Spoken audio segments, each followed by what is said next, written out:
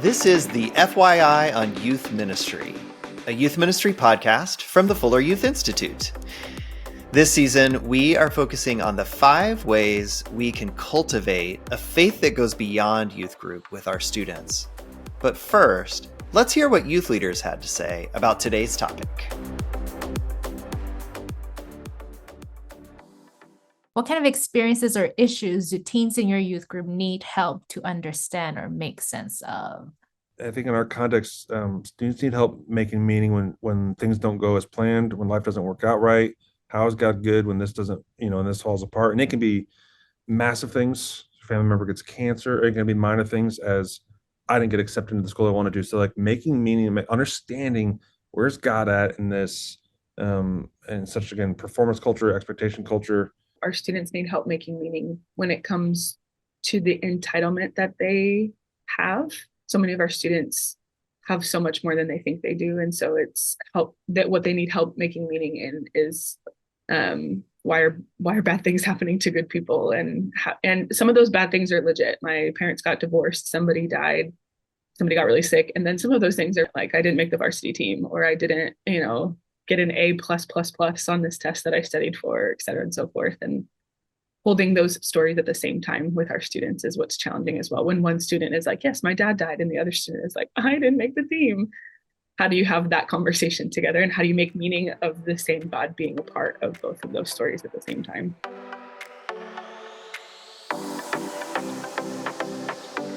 Hello, everyone. This is the FYI on Youth Ministry. I am Roslyn Hernandez. I am Diversity, Equity, and Inclusion Manager and Content Producer at the Fuller Youth Institute. And I'm Brad Griffin. I'm Senior Director of Content and Research at the Fuller Youth Institute and co-author of FYI's latest book, Faith Beyond Youth Group, which is part of what we're talking about today. In this episode, We're talking about making meaning. So in Faith Beyond Youth Group, we describe it as processing and integrating what happens in our lives and in our world in light of our faith. Because teenagers, and all of us really, need to make meaning of our experiences. That's right. And I'm very excited for our conversation partners today.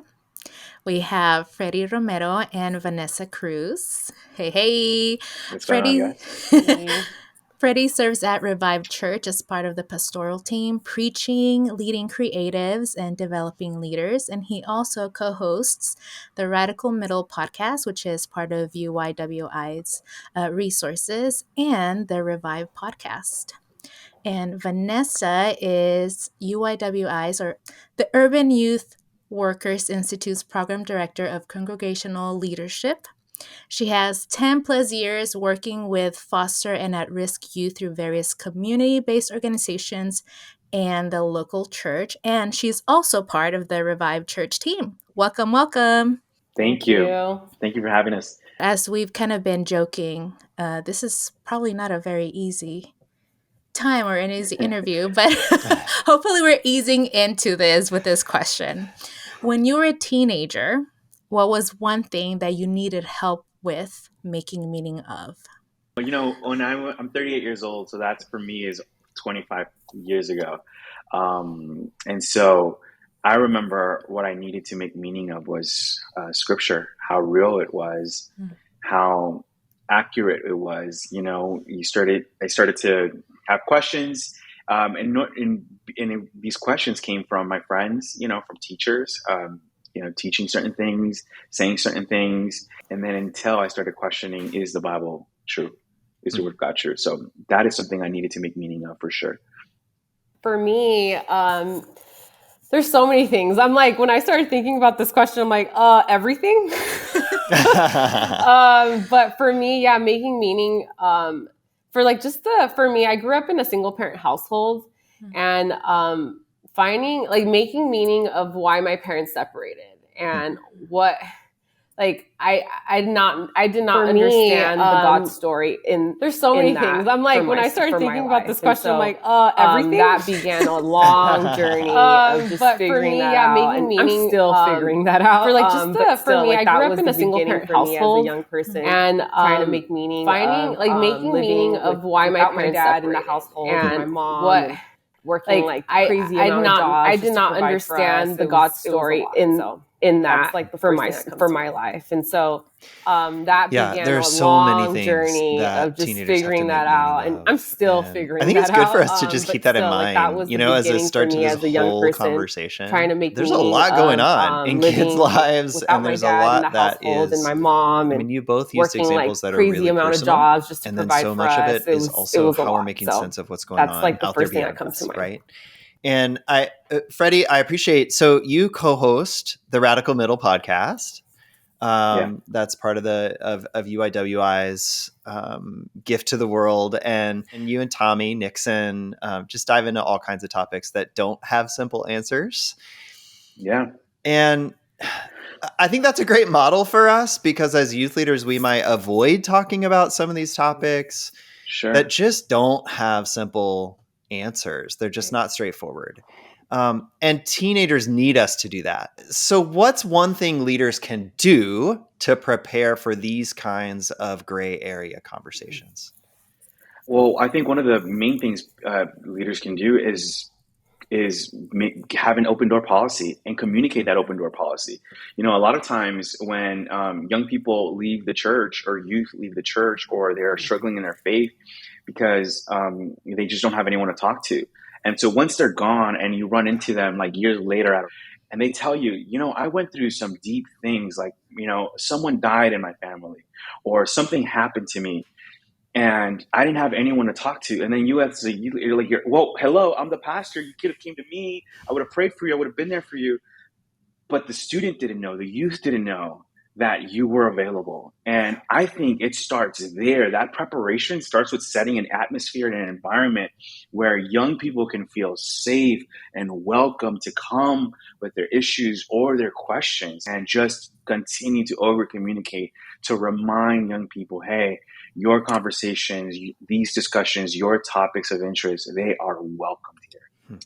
Sometimes young people have questions that they don't feel safe to even ask or voice. And you know how we have these like comment boxes in certain areas, like leave a review or something like that. Like, what if they could leave a question that they have? It could be anonymous, or, you're going to know who it is because of their handwriting or whatever. But just for the teenagers or the young people to feel like they can put something in there, and maybe like once a month, like you're like, all right, we're going to pick one of the questions from here. Or not like super randomly, because you got to prepare for it, but but in a way that they're like, oh, like I can bring something here. That could be another good idea, where they feel like they can ask and they feel validated when the discussion is had. I did just a quick example. I've done that in the past with our youth group back in the day when I was the youth pastor here at Revive. We did a panel in February for relationships. Kids love talking about relationships, and we had them all write questions on a blank piece of paper and randomly, anonymously, and we answered like majority of their questions as best as we could. And that always had like the greatest impact, because they were asking real questions, and they weren't just like, can I have a boyfriend or girlfriend? No, they were like legitimate. How far is too far? Like, where is, how, like, what's the boundary? So all these things. And so it was just really, really helpful to create that space, for sure. Yeah, I think that space of like having more than one person also brings different perspectives. Yes. If it's something where there could be more than one perspective, they also get to hear that and like get to think critically about it with the support of others. Yeah. As you mentioned, Vanessa, teens have a lot of questions. In your experience with Gen Z teens, what topics do they need to process? Maybe that the church might not engage, or that young people feel hesitant to ask about at church. I still think the church does a bad job in discussing the messiness of our humanity. And for Gen Zers, and here's the thing is, I'm not saying like, again, there's a spectrum, right? I'm not saying share everything, be as, open book. However, there's a beauty in the messiness of humanity. And as we know, like Barna shares how Gen Z is the most open generation. And because of that, if we take what research is telling us, that they are so open to what it looks like to be broken. And so the fact that they are so non-judgmental, I think should hopefully relieve some pressure off the youth worker, off the youth pastor, off the youth leader, to know that, hey, like young people just want to have real conversation. They're asking to show our mess, to show our wounds, to show our scars, to show where have I struggled, so that they can also learn and walk the way we're walking when it comes to our faith. They don't care about the stage. They don't care about the experience. They care about the rawness. Like they want to hear like the heart and like the struggle.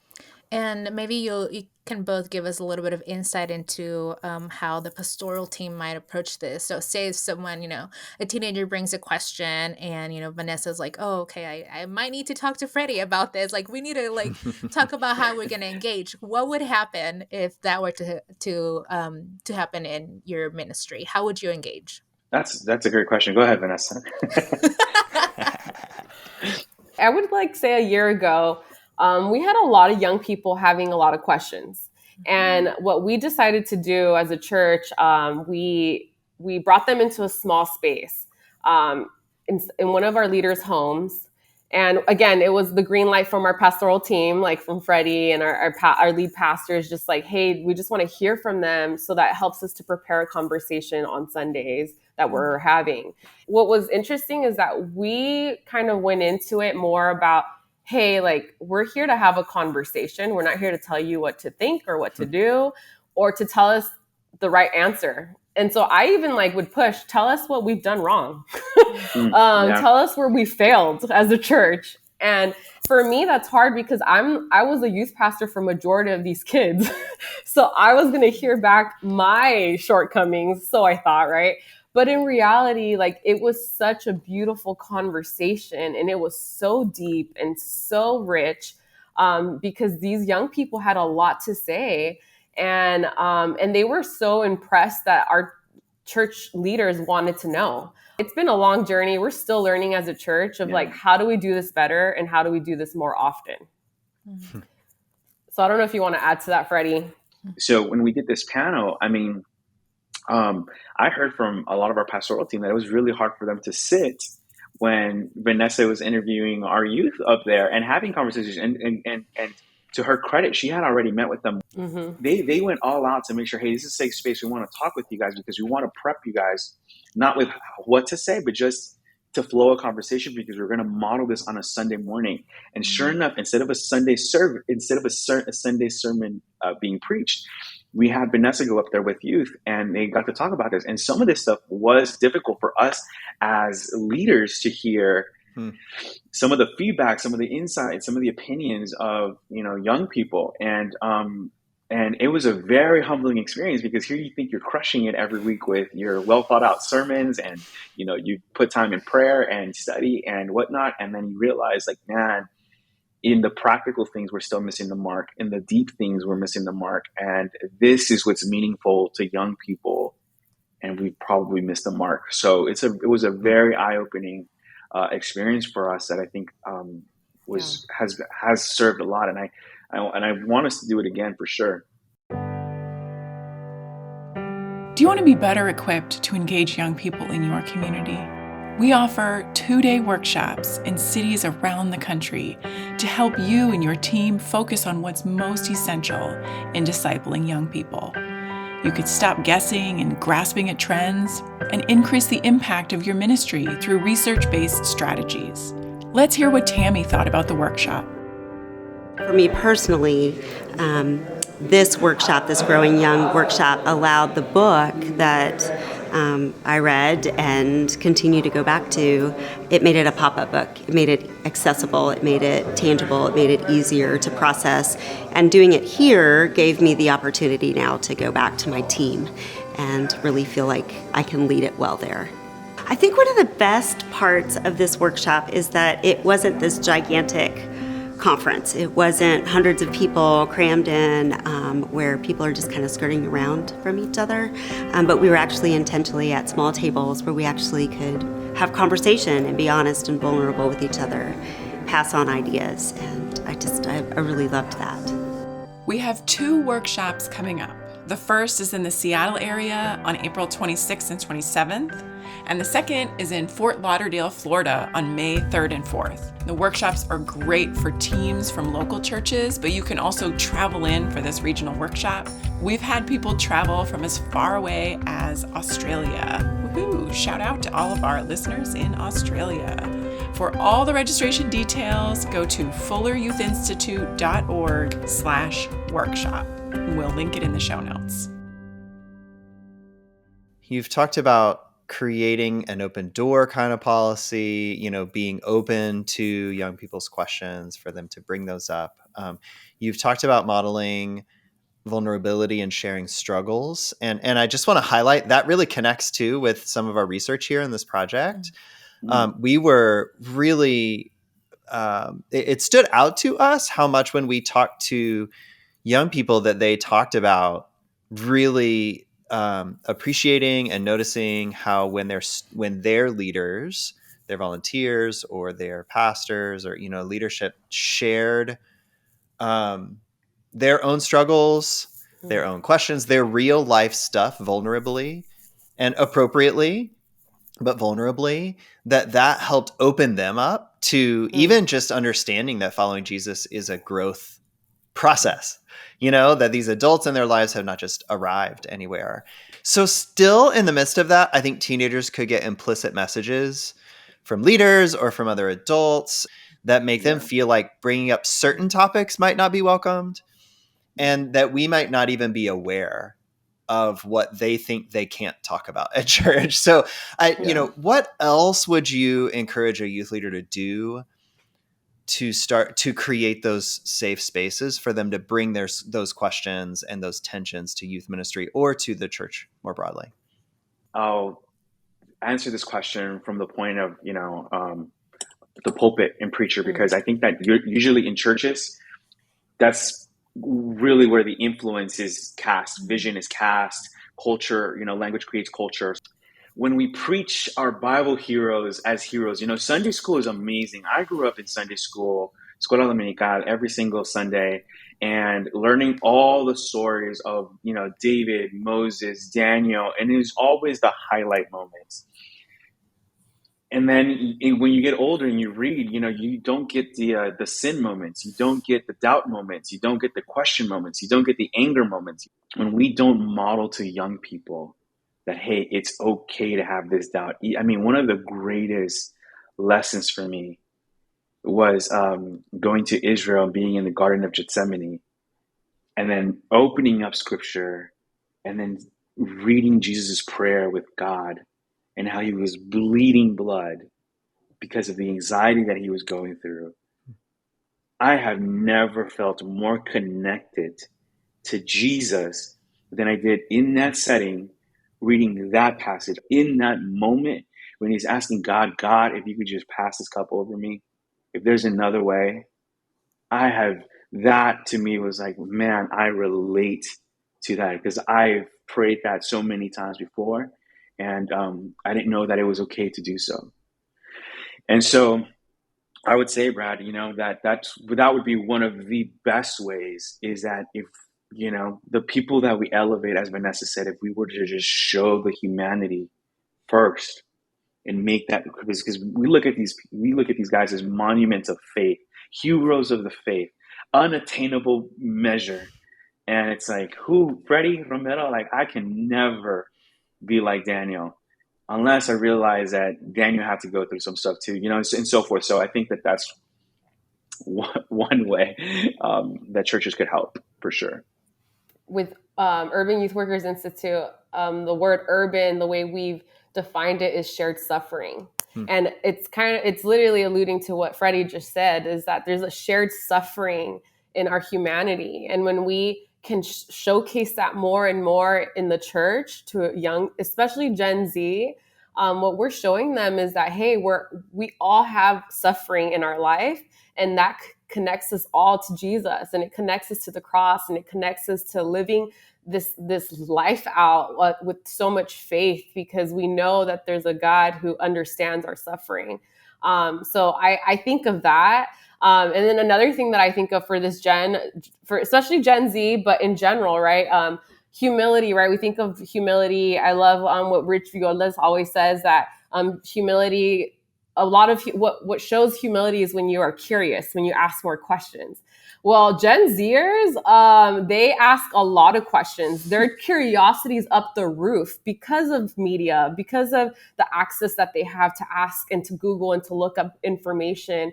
And so if the church would just be okay with the curiosity of this generation, they would be amazed that actually means that they are genuinely trying to have a relationship with Christ. They want to have a real, raw relationship with Christ. And what that looks like, it means being curious, having questions, challenging some things that maybe make us feel a little uncomfortable. But honestly, to me, in my eyes, that's a win. When a young person is asking questions, that means that we are going the right direction.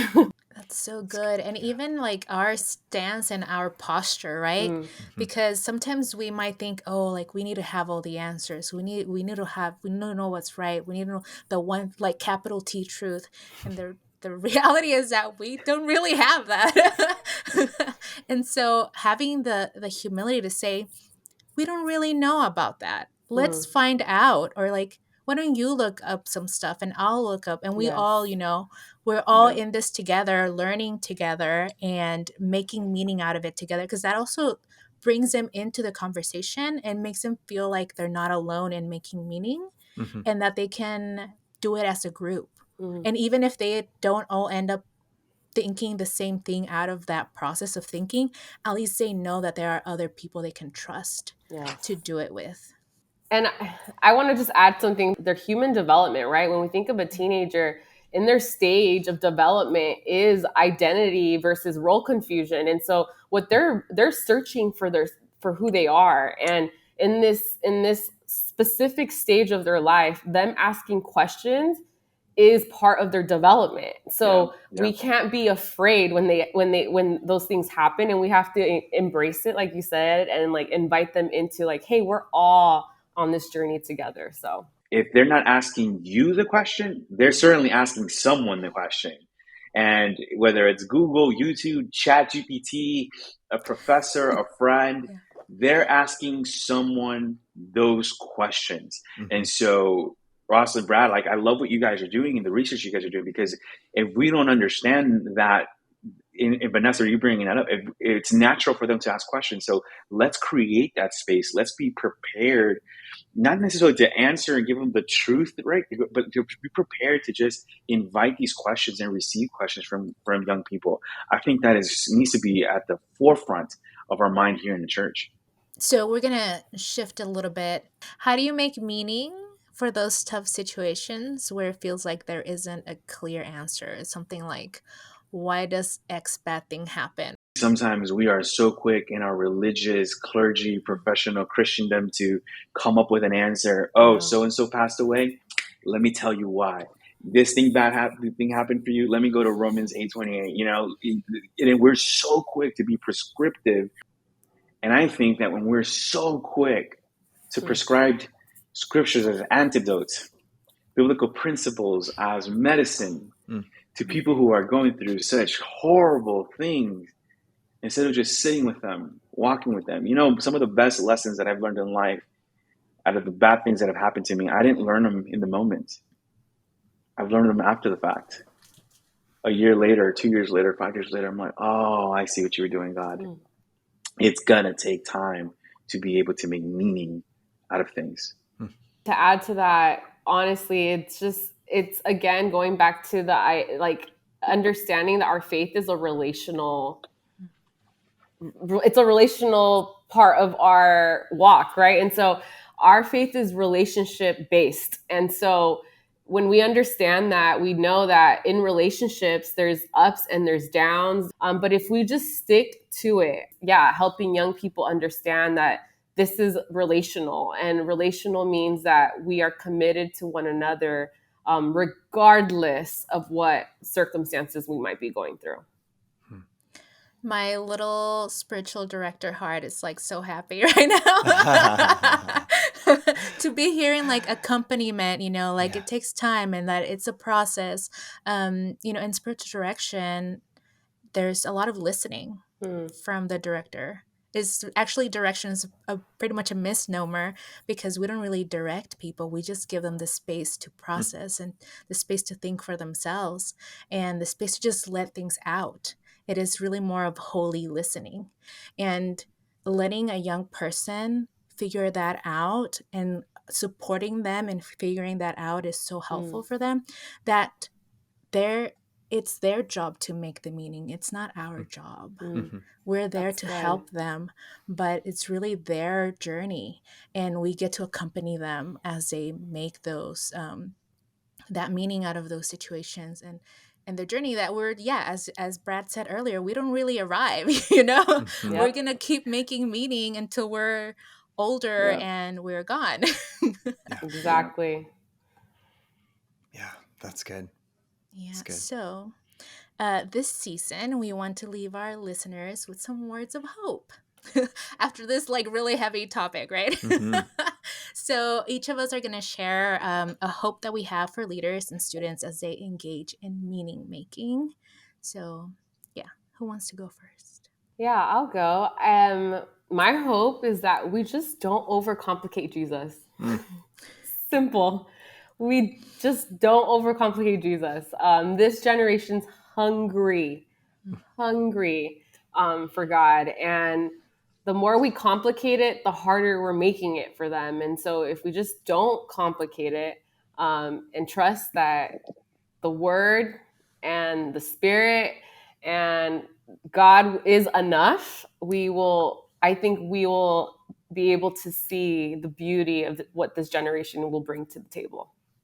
My hope is that, the young people have all this data now, all this research now, that they'll be able to build upon some of the things that you guys have been pushing forward, some of the things that you guys have been investigating, some of the things that you have been researching, and they'll be able to build upon this stronger communities, stronger churches, and and have more meaningful conversations. And so that's what excites me and gives me hope for the future.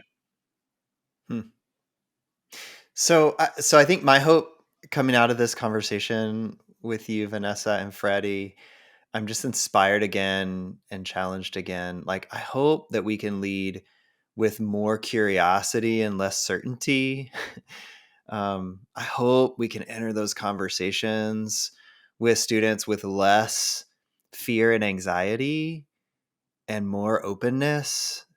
And I'm inspired by some of your ideas to do that. So thank you so much. Yeah, I have a lot of hope. How about you, Rosalind?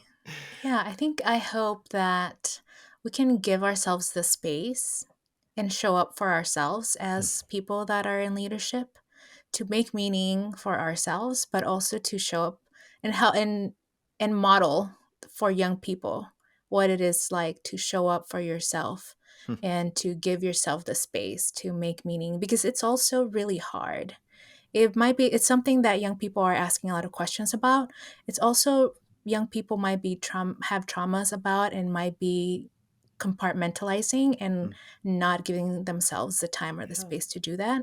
And they'll find the time and we can't rush them into it. But I hope that we can be gentle and compassionate with ourselves and with young people as we make space for meaning-making conversations and processes. Yeah. Amen. That's so good. That's great. Thank you so much, Fredy and Vanessa, for being here with us today.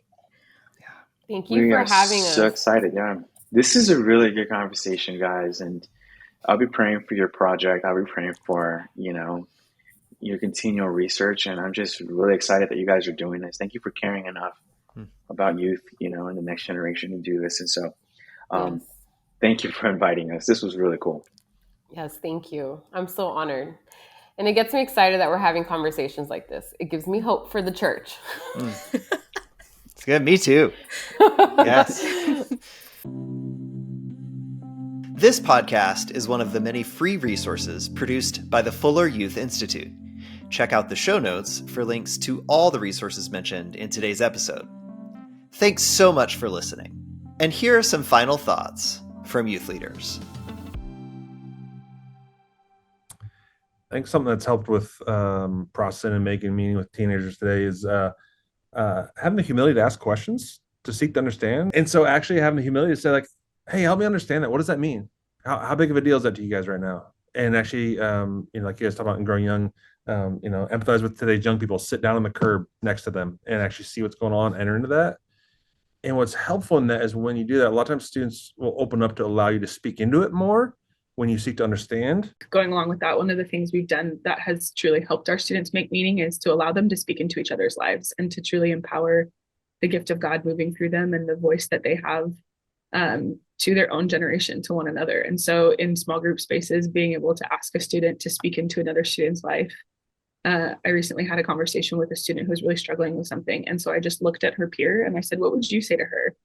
And I almost like left the room. It was almost more helpful that the two of them could pastor each other in that moment, trusting that the Lord has done a work in them and has taught them things. And that when we say that their generation matters and we say that God cares about them and is speaking to them, we actually give them opportunity to do that with one another and to our adults as well.